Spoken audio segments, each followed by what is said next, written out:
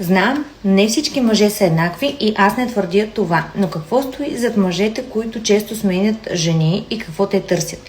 Подсказвам ви, не търсят секс. Това, което търсят тези мъже, е едно изгубено вече усещане, едно преживяване на собственото си раждане. Опитват се да създадат първоначалния момент, в който са осветили живота на една жена с това, че са се родили. И дали не се опитват да ловят някакси наново времето, когато наистина са били идеални и божествени за майката, както и тя за мъжа съответно. Но такова улавяне всъщност в реалния живот е невъзможно. В известна смисъл така се опитват да изградат това, което можем да наречем мистичната матка. Мистична, защото тя всъщност съществува само в техният ум, и матка, защото преследването на утробата е станало всъщност най-желаното за тези мъже. Това е потребността да се върнат към източника на живота.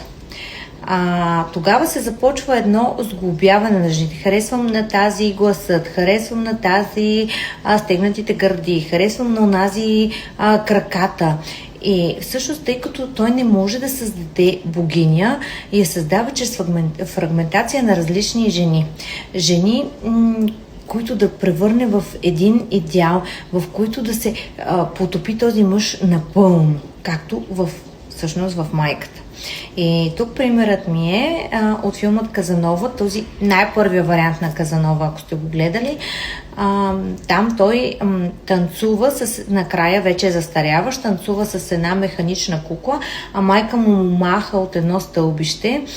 И той всъщност, идеята е, че най-накрая е намерил създанието, което го удовлетворява, и това създание всъщност е една механична кукла. Всяка всъщност от неговите любовници на Казанова е един момент от магичния момент, който той всъщност преследва и изпитва носталгия по него. Самото раждане.